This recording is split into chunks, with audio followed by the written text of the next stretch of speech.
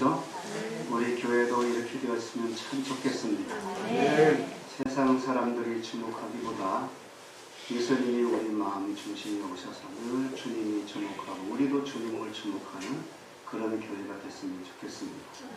사랑만 넘쳐나는 것이 아니라 사랑이 넘쳐나는 그런 교회가 되면 얼마나 따뜻하고 위로가 충만하겠어요. 하나님의 은혜 가운데 우리 모두가 이런 교회를 만들어가고 서로 협동하고 정말 아까 사진을 보니까 저게 대구 무슨 교회라고 그러죠?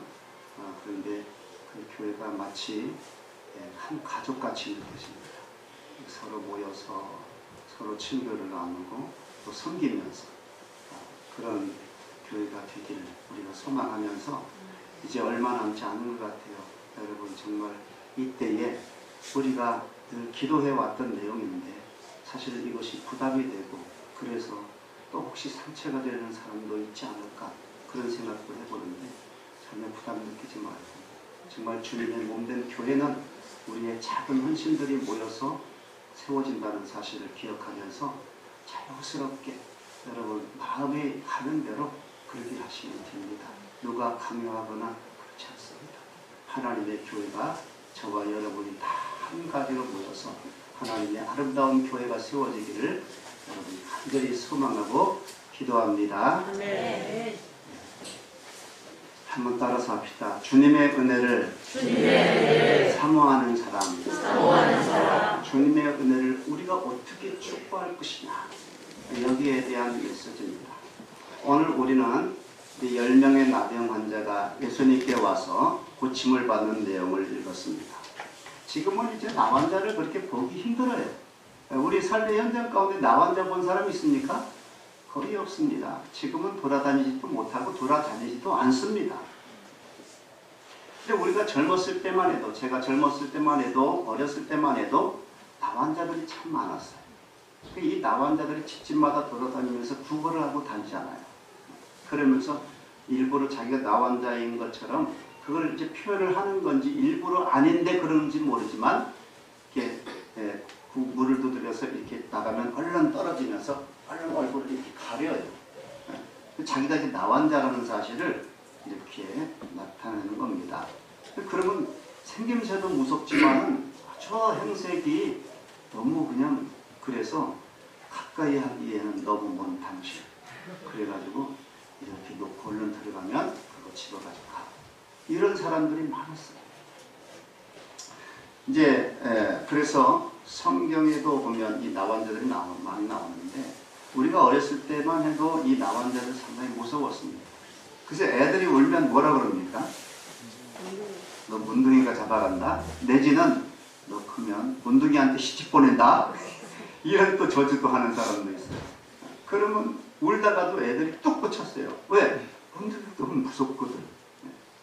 여러분 성경에도 예수님 당시에도 문둥병자가 상당히 많은 것으로 기록이 되고 있습니다. 이 나병이라고 하는 것은 여러분 너무 몹쓸 병입니다. 이 문둥병은요 불치병이었어요. 지금은 이 약이 좋은 게 많이 나와가지고 다 고칩니다. 문둥병자 거의 없습니다. 예방도 하지만 약이 너무 좋아가지고 다 고쳐요.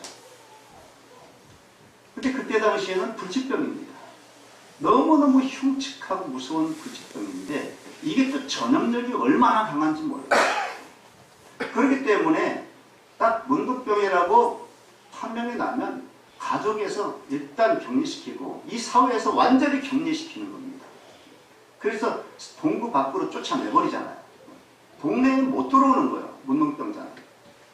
또 요즘 우리가 이제 코로나도 이 전염성이 강하기 때문에 이 한번 확진이 되어지면 적어도 2주 이상 병원에 갇혀가지고 그렇게 치료를 받고 있습니다만은 이게 전염성이 강한 이런 질병일수록 사람들에게 격리시켜야 됩니다. 왜냐면 한 사람이 딱 걸리게 되면 그냥 그 집단이 다 걸려버리니까 빨리 격리시켜야 됩니다. 어떻게 할 수가 없어요. 이거는 뭐 인정사정이 없는 겁니다. 모든 사람이 살기 위해서는 어쩔 수가 없어요. 그래서 우리나라도 옛날에 그 문둥병이 걸리게 되면 어디로 보냈어요? 소록도라고 하는 이 바다에 또 있는 그 섬입니다. 이 육지에서 어느 정도 거리가 있어서 나오지도 못하고 들어가지도 못해. 그래가지고 배를 타고 그 안에다가 집어넣는 겁니다. 거기에 가면은 이제 집단적으로 그 문둥병 걸린 사람들이 많이 있었죠. 제가 이번에 그 몇 년 전에 그 우리 노예사 국내선교부에서 한번 애양원을 다녀온 적이 있는데, 처음에 그 문둥병자들이 살았던 그 숙소를 가보니까 숲속이에요. 숲속에 완전히 방이 그야말로 요만해. 방 하나가 요만해. 사람 딱 누우면 더 이상 공간이 안 나와. 그런 곳에서 집단으로 살았어요. 얼마나 먹을 것도 없고 그냥 풀뿌리 캐놓기도 하고, 그리고 그 사람들을 가만 내버려 두지 않았어요. 이 사람들이 새벽별 보면서 일어나가지고 밤늦게까지 그 바다에 방조제 쌓고 막 이런 일에 동원돼가지고, 그러다 죽은 사람들이 대부분이에요. 그래서 얼마나 죽는지 사진을 보면요, 눈 뜨고 못 볼 그런 형편입니다. 우리는 뭐 어렸을 때 보통 사람들도 힘들게 살았지만, 그 사람들은 그야말로 죽지 못해서 살았어요. 그렇게 힘들게 살았던 사람들이 나비양탄자들입니다. 여러분, 지금은 이제 다 다리가 놓아지고 뭐 이런 좋은 약이 나와가지고 그런 인식이 안 되지만은, 완전히 이 소록도는 그때는 저주의 땅으로 인식이 됐었어요. 예수님 당시에도 이 나환자들은 지금 동거밖에 다 이렇게 쫓겨나서 격리를 당하고 있었습니다. 그러면 이제 저들이 함께 그 나환자들끼리 모여가지고 이제 이렇게 335 모여서 생활했던 것이죠. 오늘 본문에 보니까 그런 10명의 나환자가 이제 예수님 앞에 찾아 나와서 이 나병을 고침받았다는 거예요. 그런데 오늘 본문을 가만히 여러분 살펴보십시오. 읽으면서. 그러면 이 나환자들이요, 우연히 고쳐진 것도 아니고, 아니면은 무슨 정말 운이 좋아서 고친 것도 아닙니다. 이 나병 환자들이 자기의 정말 고질병인 이 불치병인 나병을 고침받았던 그런 받을 수 있었던 단계가 3단계가 나와요. 그래서 오늘 우리들은 이것을 한번 살펴보면서 주님의 은혜를 어떻게 추구할까? 어떻게 하면 주님의 그 신령한 복을 받을 수가 있을까? 이것에 대해서 한번 생각하고 우리의 신앙에 잘 접목시켜서 정말 이제는 우리도 주님의 은혜를 받는 정말 그 신령한 복을 받아서 이 나병 환자들이 그 고침받았던 기쁨과 행복이 얼마나 컸겠어요. 이런 기쁨과 행복이 우리 모든 성도님들에게 가득해서 만날 때 그 빛이 막 비춰짐으로 말미암아 교회가 밝아지고 정말 소망이 넘치는 은혜 넘치는 교회가 되기를 축원합니다. 자, 그 첫 번째 단계가 뭐냐? 따라서 합시다. 예수님의 소문을 듣는 단계. 정말 이 나병 환자들이 자기의 그 불치병을 고침받을 수 있었던 3단계 중에 첫 번째가 뭐냐면 예수님의 소문을 들었다는 거예요. 여러분, 이 나환자들에게 한 가지 소원이 있다면 무엇이겠습니까? 좀 나병 고침받는 거고, 그래서 자기 집에 돌아가는 거겠죠. 그리운 가족들이 있는 곳으로. 그러던 어느 날 예수님의 소문이 이제 동네 밖에 그 자기들에게까지도 소문이 들려오고요. 예수라는 사람이 나타났는데 그 사람은 안전병이도 일으킨다더라. 아니, 장님을 포기하고 벙어리를 말하기도 한다더라. 아니, 듣지 못하는 그런 귀머거리까지 듣게 한다더라. 심지어는 문둥병도 고치고 죽은 자도 살린다더라. 이런 소문이 동구가까지 들려온 것입니다. 여러분, 이 나환자들이 지금까지 들었던 어떤 이야기보다도 가장 큰 빅뉴스였고 그들에게는 굿뉴스였어요. 이게 복음 아니겠어요? 그들에게 복음이 들려온 겁니다. 여러분, 이 소문을 듣는 것이 매우 중요하다 그 말입니다. 여러분, 세상에는요, 이 복음처럼 들리는 민간요법들이 너무너무 많아. 그래서 그 민간요법을 해가다가 망한 사람들이 그렇게 많지 않습니까? 여러분, 아무개는 뭘 해가지고 성공을 했다더라. 아무개는 어떻게 투자를 했는데 그냥 대박이 났다더라. 뭘 먹었더니 그냥 벌떡 일어나가지고 건강을 회복했더라, 죽은 사람이 살아났더라, 뭐 이런 얘기들이 얼마나 많습니까, 우리 주변에는. 그래서 그 민간요법을 따르다가 망한 사람들이 굉장히 많아요. 지금 우리가 살아가는 시대는 정보 홍수 시대라고 그러지 않았습니까?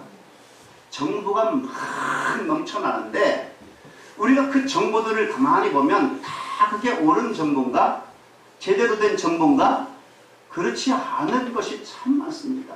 그나마 우리들은 텔레비전이라고 하는 이 공중파가 있어가지고 이 방송심의윤리위원회에서 이것이 진짜가 거짓인가 그걸 판명을 해서 거짓은 광고를 못하도록 했기 때문에 어느 정도 1차적으로 걸러내가지고 뭐 사실이 검증된 어떤 사실에 가까운 그런 정보들을 우리가 얻을 수 있습니다. 이 참 감사하고 다행스러운 일이에요. 그럼에도 불구하고 그 텔레비전도 거짓 광고, 과대 광고가 상당히 많습니다. 그런데 지금은 이 공영방송이나 이런 텔레비전보다도 훨씬 더 많은 정보를 얻는 것이 어디예요? 인터넷이나 유튜브나 뭐 이런 핸드폰 이것을 통해서 얻는 정보가 공영방송에서 얻는 그런 정보보다도 몇 배나 더 많습니다.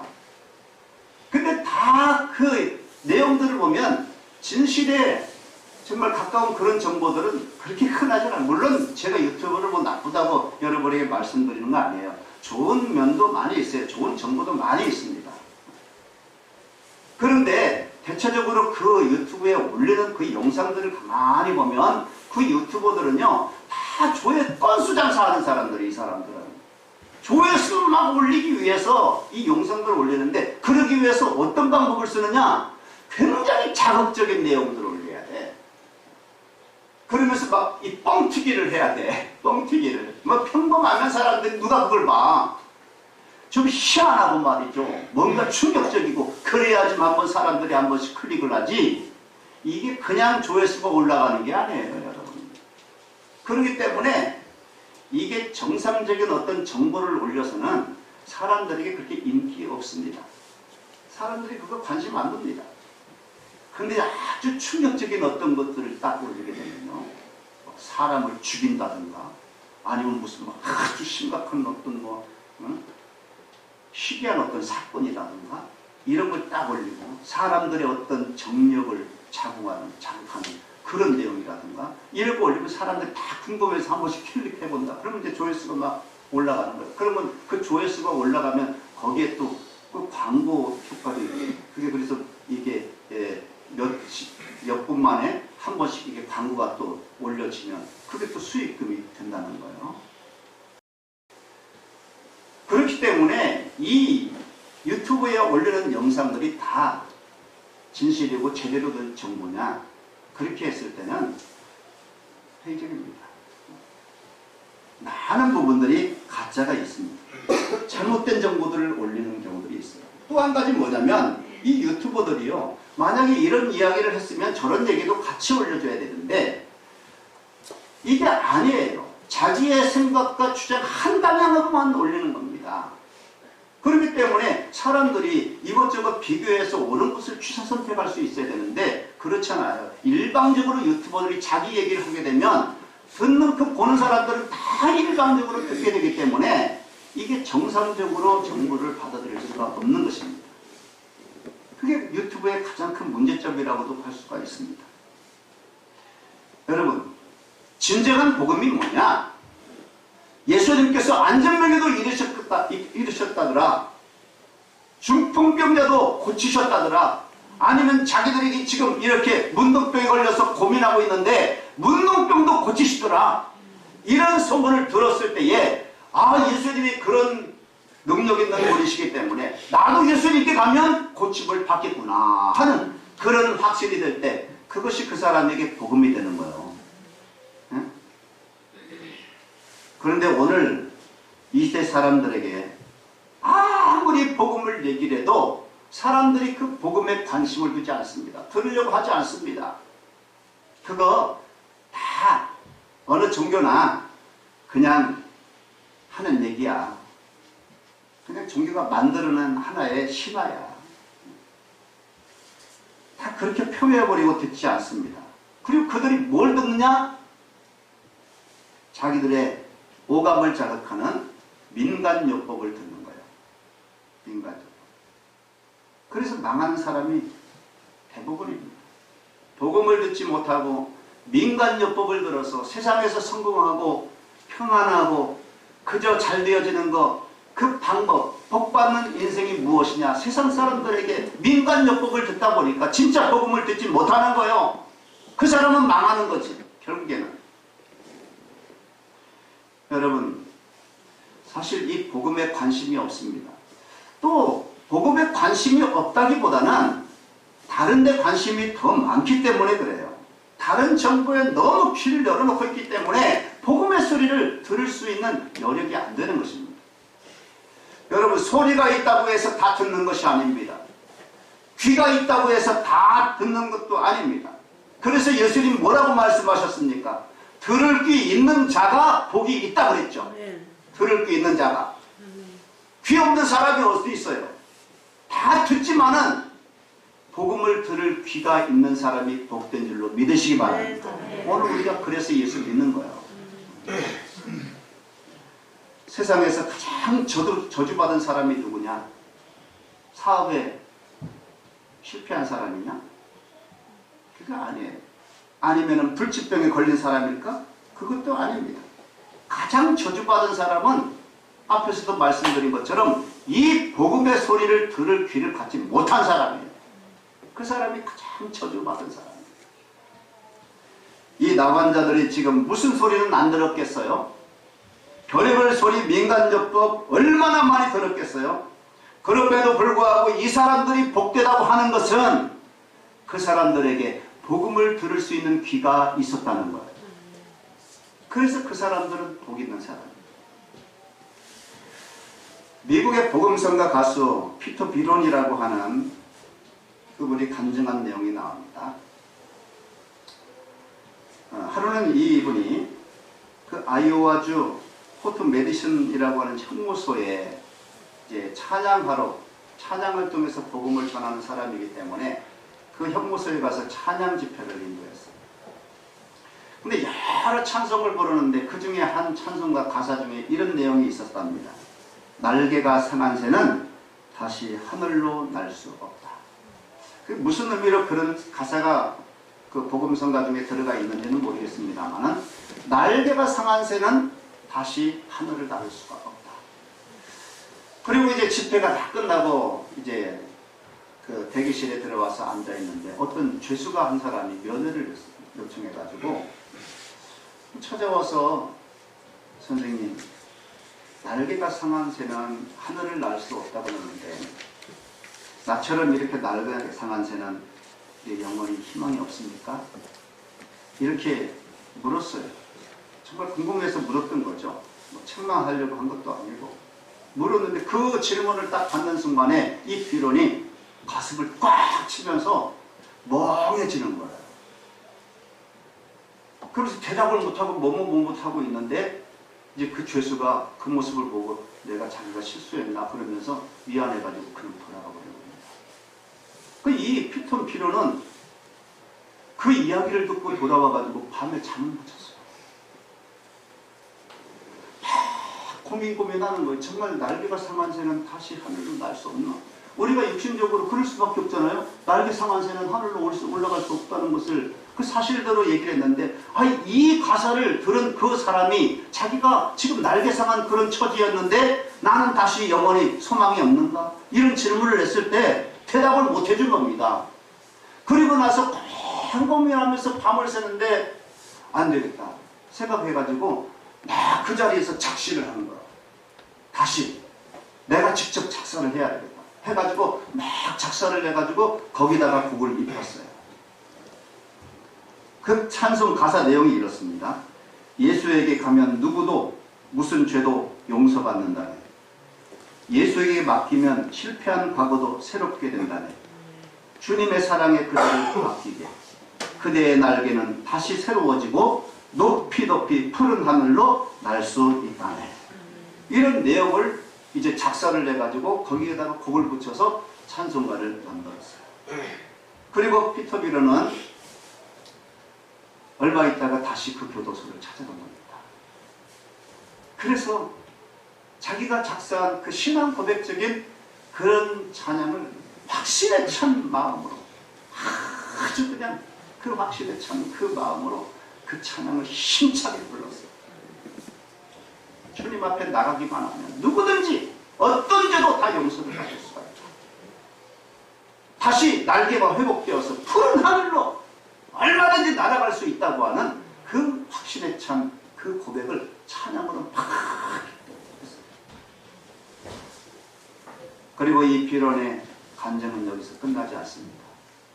20년이 지난 어느 날 YMCA에서 찬양 집회를 요청을 해서 이 사람이 이제 특별 찬양 집회를 또 초청이 돼가지고 찬양 집회를 하는데, 그 찬양 집회에서 얼마나 은혜가 되고 감격이 되는지, 그래서 마치고 나서 또 대기실로 돌아와서 앉아있는데 어떤 사람이 한 사람이 찾아왔어요.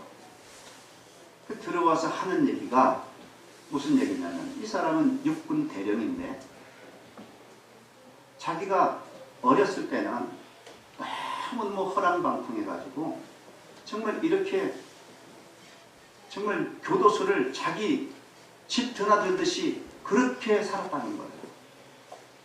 그런데 어느 날 당신이 우리 교도소에 왔다는 거야.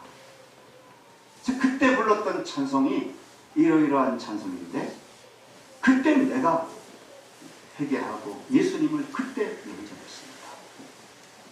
그리고 나서 하나님의 은혜로 지금의 내가 있게 됐다고. 그러면서 감사하다고 손을 잡고 눈물을 뚝뚝 흘리는 거다. 여러분, 왜 이 말씀을 드리냐면, 이 피터 비론이라고 하는 사람이 교도소에서 찬송을 했을 때 수많은 그런 죄수들이 그 찬송을 들었지만, 어떤 사람은 그 찬송을 복음으로 듣고 하나님의 은혜 가운데 변화되고 새로운 인생을 살았지만, 더 많은 사람들은 그냥 하나의 노래로, 야, 저 사람 노래 잘하는데 그리고 노래 한 곡 듣고 끝나버렸다는 거예요. 여러분, 여기에서 우리는 복음을 들을 수 있는 귀가 있는 사람이 있고, 어떤 사람은 귀는 가지고 있지만 복음을 들을 수 없는 귀가 있다, 그 말입니다.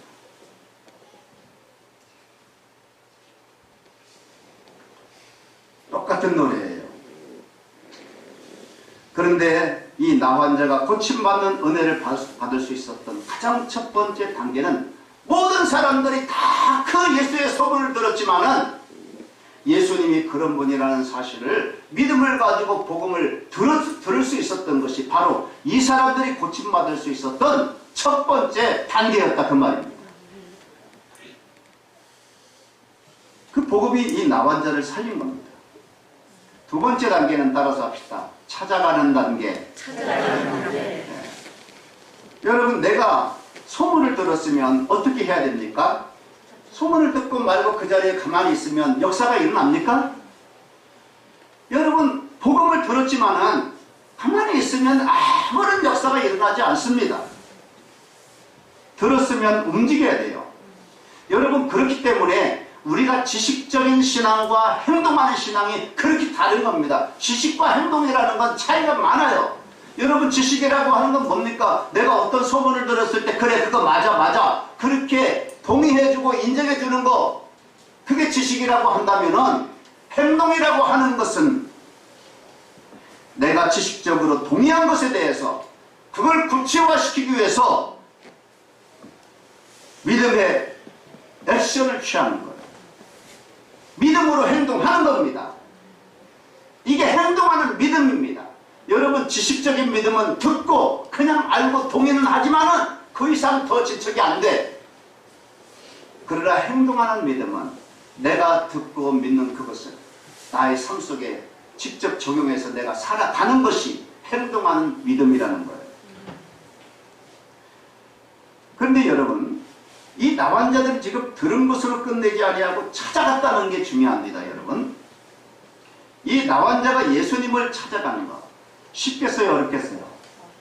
네? 이웃집 아저씨 찾아가는 정도로 그렇게 찾아갑니까? 여러분, 이 나환자들은 앞에서도 말씀드렸지만 너무너무 불치병이고 전염성이 강하기 때문에 사람들을 만나면 안 되기 때문에 동굴 밖으로 지금 쫓아낸 겁니다. 지금 예수님이 사마리아에 계시다는 소식을 들었어요. 이 사람들이 사마리아 밖에 동굴 밖에서 이 소문을 들은 거예요. 그러면 예수님을 만나려면은 이 사람들이 어디에 들어가야 된다는 거예요? 사마리아 동네로 들어가야 된다는 겁니다. 그러면 그 동네로 들어가면 가만히 사람들이 그냥 내버려 두고 용납하고 어서 오십시오 그럽니까?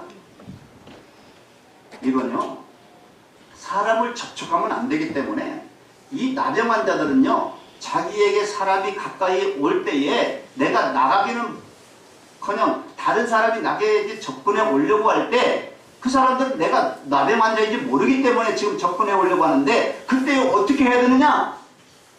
나는 나병 환자입니다. 나한테 오지 마세요. 나한테 오지 마세요. 소리를 질러야 했습니다. 율법적으로 그렇게 정해져 있습니다. 그러면 자기가 나환자인데 자기한테 가까이 가도록 소리를 안 들리고 가만히 있다 그러면 그것이 발견되는 즉시 돌로 쳐 죽였어요. 율법적으로. 그런데 내가 가만히 있는 게 아니고 내가 속이고 다른 사람에게 내가 가까이 접근한다? 이거는 죽으려고 작정을 한 거죠. 그렇기 때문에 여러분, 이 예수님을 만나려고 한다면 이 나병 환자들이 할 수 있는 방법은 딱 하나예요. 그게 뭔지 아세요? 목숨 걸고 모험을 하는 겁니다. 목숨 걸고 모험을 하는 겁니다. 여러분 이거 잘 들으시기 바랍니다. 우리의 신앙은 모험하는 겁니다. 그냥 남들이 다 하니까 그냥 나도 따라가는 게 아니에요. 우리의 신앙은 모험을 걸어야 됩니다. 목숨을 걸고 모험을 해야 됩니다. 이 모험을 하지 않으면 신앙생활 제대로 못합니다. 그냥 껍데기 신앙할 수밖에 없습니다. 여러분, 신앙의 열매는 다 모험을 통해서 맺게 되어 있습니다. 기독교 역사도 모험의 역사예요. 우리나라에 기독교가 처음 들어왔을 때 여러분, 제일 큰 관건은 뭐냐? 집에 있는 아가씨들을 밖으로 끄집어내는 일이 관건이었어요. 그때 당시는 남존 여비 사상이 아주 지배적이어서 여자들은 집에서 그냥 처박혀가지고 집구석에서 할 일이나 하는 거, 그게 여자였어요. 그때 당시에 여자의 위치였습니다. 아주 천대받았죠. 간혹 여성들이 집 밖으로 나가려고 하면 뭘 뒤집어 써야 돼. 그냥 나가면 안 돼. 네? 저 회교도 여성들도 히잡이라고 하는 것을 뒤집어 쓰잖아요. 얼굴도 다 가리고 눈만 빼꼼하게 내려가지고 다른 사람이 그 얼굴 못 보고. 우리나라도 옛날에 여성들은 다 그렇게 뭘 뒤집어 쓰고 다녔다. 그 집에만 있는 그냥 일꾼이지, 그 종이지, 종이나 다름없죠. 여러분, 그때에 이화여자대학에 처음 생겨났을 때에 그 여자대학교에 학생이 여자 학생들이 있어야 되는데 여자 학생들이 집에서 나옵니까?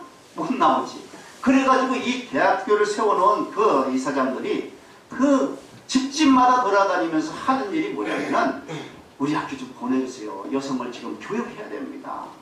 그러면서 설득하고 설명하고 그냥 그걸 얼마나 수시로 그냥 집집마다 돌아다니면서 처음 딸내미 좀 보내달라고 그렇게 해가지고 2~3명이 겨우 나온 거예요. 여자대학교에. 여러분, 이 여자대학교에 나온 그 여자분들은요, 모험을 한 겁니다. 남들이 아무도 가지 않는 그 길을 그 사람들은 결단하고 나아간 겁니다. 그래서 새로운 길이 열린 거죠. 여러분, 예수를 찾아가는 이 모험을 해야 예수께 가는 길이 열릴 줄로 믿습니다. 오늘날 많은 성도들의 문제가 뭐냐? 아직 이 단계까지 오지를 못했다는 거예요. 오늘 현대인들은요, 배운 것도 많고 성경도 많이 알고 얼마나 똑똑한지 몰라. 그래가지고 앉아가지고 다 목사 설교 비평가가 돼 있어요. 목사 설교가 어떻느니 다 나름대로 판단하고 들은 것도 많아가지고 오늘 설교 말씀하는데 성경 구절 몇 번 틀렸다, 문법적으로 몇 번 틀렸다, 이런 것들을 평가하고 있는 수준의 사람이에요. 사람이 됐어요. 근데 뭐가 문제냐? 행동이 없고 모험이 없어요. 복음이 지식 수준에 머물러 있는 겁니다. 여러분, 모험과 행동이 없는 이 복음은 아무 역사도 일어나지 않습니다. 복음이 내 머릿속에만 머물고 있기 때문에 그래요. 예수님이 십자가에서 나를 위해서 죽으셨다. 맞아. 그래, 인정해. 다 동의를 해요. 근데 그 다음에 행동이 없어. 뭐 하자는 거예요? 이게 현대 그리스도인의 문제예요. 여러분, 신앙의 세계는 모험의 세계입니다. 하나님께서 아브라함에게 뭐라고 말씀하십니까? 내가 내게 지시할 땅으로 가라. 75세 그 노인네 아브라함에게 하나님이 말씀하셨을 때에 자기 고향 친척 아비집을 떠나서 내가 갈 바를 알지 못하고 순종하며 떠났다고 그랬어요. 모험한 겁니다. 세상에 가봤습니까? 자기가 봤습니까? 그렇지만 하나님의 말씀을 믿음으로 모험을 하는 거예요. 여러분, 사도들도 마찬가지예요. 예수님이 어느 날 갈릴리 바다에 오시더니 고기 잡는 그 어부들에게 나를 따라오너라, 내가 너희를 사람을 낚는 어부가 되게 하리라, 그렇게 말씀을 하셨는데 그 말씀을 듣고 배와 큰 물을 버리고 아버지 부치를 버리고 예수님을 따라 나섰다? 이거 모험 아닙니까, 여러분? 따라 나서서 내가 어떻게 될지 어떻게 알아? 단지 그 순간에 예수님이 하나님의 아들이라는 사실을 믿어 그 믿는 예수님을 따라가는 거예요. 모험한 겁니다, 사실.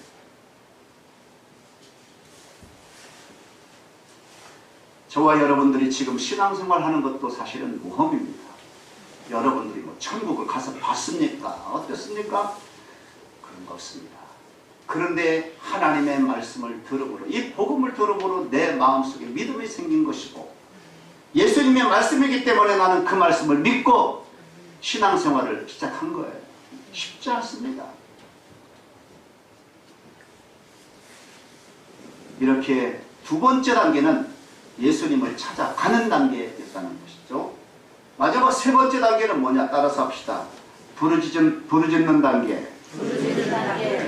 부르짖는 단계가 있어요. 마지막 단계입니다. 이거는 천신만고 끝에 이 나환자들이 예수님 근처까지 왔어요.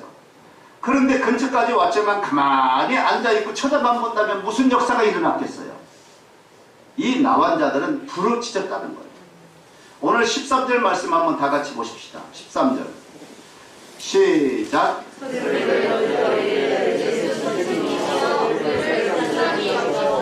아멘. 어떻게 불러요? 소리를 높여.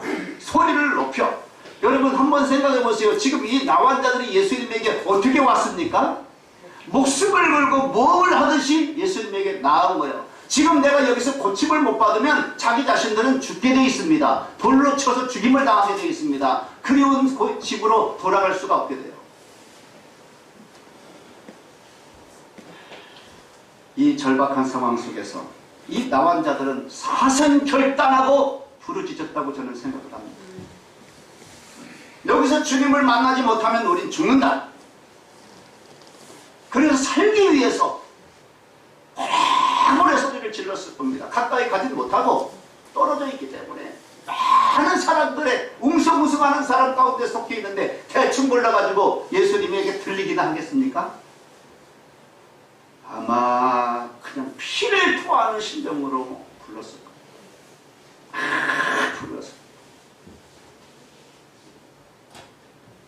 성경에도 예레미야 33장 3절에 보면 다 같이 시작. 너는 내게 부르짖으라. 내가 내게 응답하겠고 내가 알지 못하는 크고 은밀한 일을 내게 보이리라. 너는 내게 부르짖으라. 그래서 이 말씀을 해석하는 어떤 주석가가 그런 얘기를 했더라고요. 부르짖는 기도는 죽은 기도는 하나도 없다.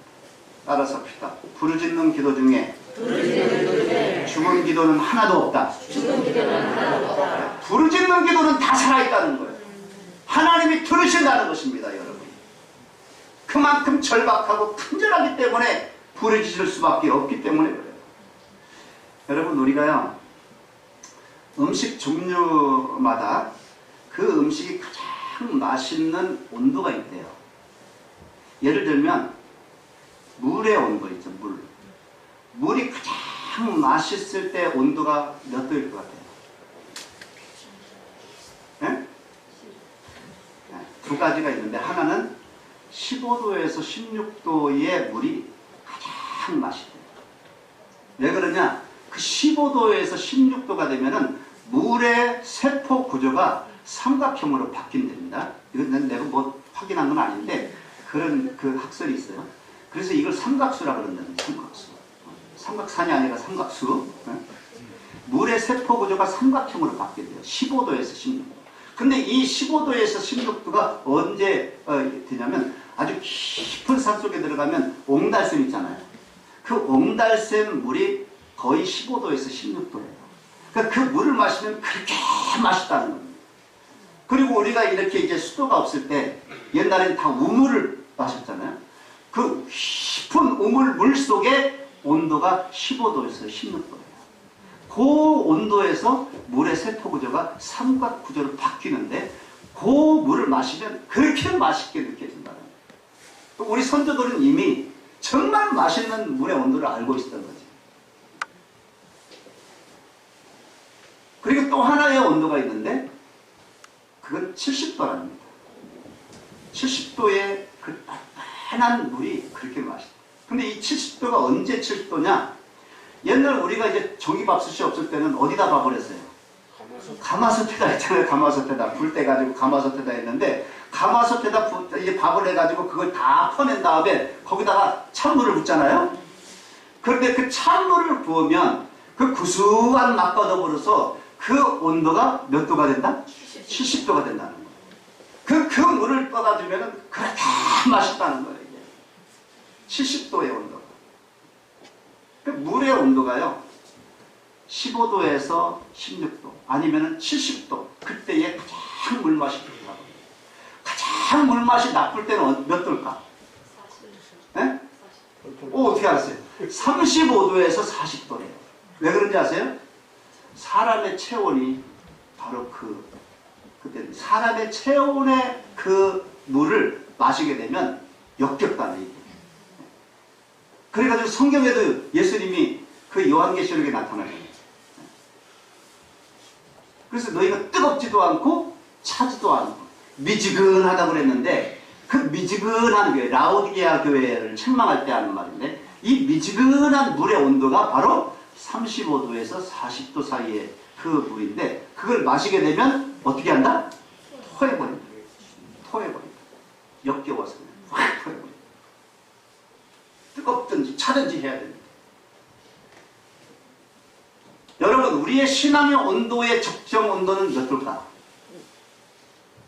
우리 신앙의 온도 몇 도가 적당하겠어요? 100도라는 우리의 신앙의 온도는 하나님 앞에 100도라야 돼요. 펄펄 끓는 100도의 그 신앙의 온도를 유지할 때 하나님이 가장 좋아하신다. 근데 저와 여러분의 신앙의 온도는 혹시 35도 아니면 40도? 이건 부르짖는 건지 뭐 하는 건지 예수님이 할 수가 없어. 그런 미지근한 신앙 가지고는 무슨 역사를 일으킬 수가 없다는 거예요.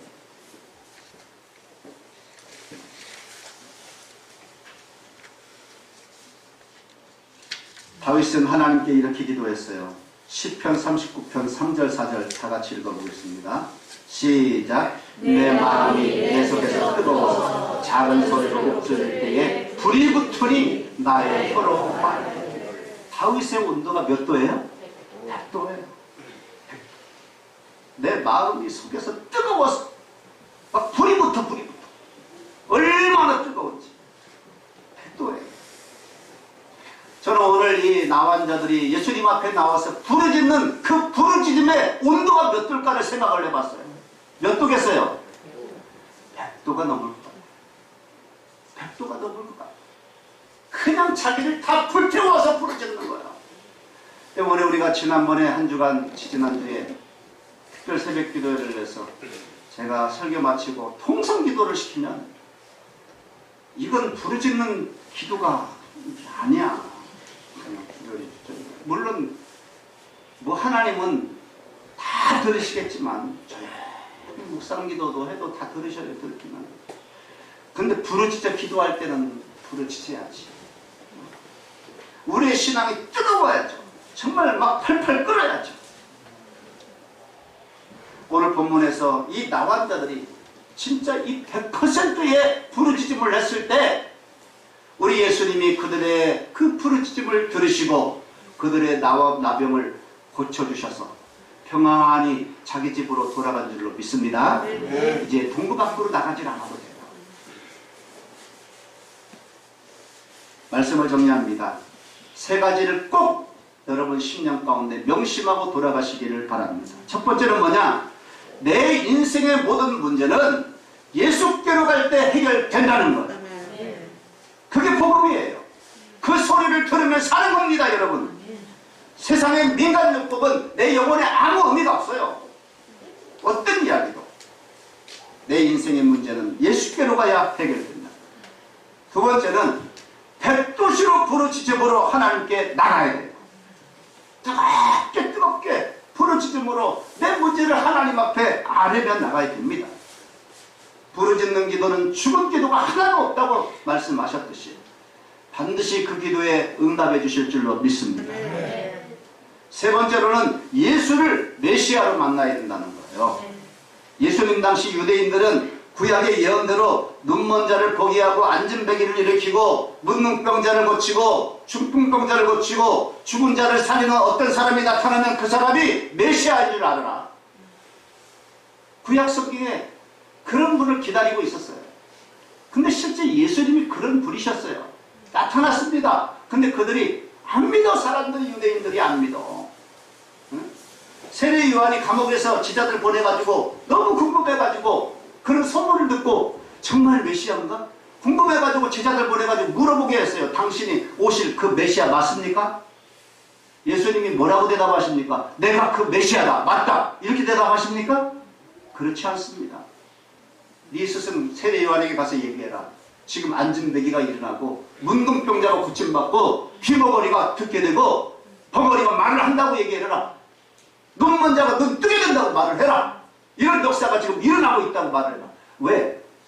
내가 메시아다라고 하는 것보다도 구약에 예언되어진 메시아가 나타나면 이런 역사가 일어난다는 사실을 증거하는 것이 훨씬 더 설득력이 있기 때문에 지금 예수님은 세례 요한에게 그렇게 전하라고 말합니다. 여러분, 세상에는 예수를 모르는 사람들은 없습니다. 교회 안 다니는 사람도 예수가 누군지 다 압니다. 그러나 그들은 석가나 마호멧이나 공자와 더불어서 4대 성인 중에 한 사람이라고 그렇게 알고 있는 사람들이 있는가 하면 그저 병 좀 고치는 사람 정도로 아는 사람들이 수두룩해요. 아닙니다. 예수님은 메시아입니다. 우리의 구세주인 걸 믿으시기 바랍니다. 예수님을 믿어야 내가 구원받고 하나님의 나라에 들어갈 수가 있고 이 땅에서도 믿음으로 승리할 수 있는 죄를 이기고 나를 이기고 하나님의 자녀답게 살아갈 수가 있는 능력 있는 사람이 되는 거예요. 여러분, 다 쓸데없는 그런 민간요법 거기에 기울이지 마시기 바랍니다. 예수님을 메시아로 만나야 돼요. 그래야 그 사람이 복을 받은 겁니다. 여러분에게 은혜를 주셔서 예수 믿는 나에게 그런 은혜를 주신 분은 우리 주님이십니다. 주님이 메시아라는 사실을 확신하고 또 늘 주님을 증거하며 하나님 앞에 찬양과 영광을 올려드리는 삶을 살아가시기를 주님의 이름으로 축원합니다. 기도하겠습니다.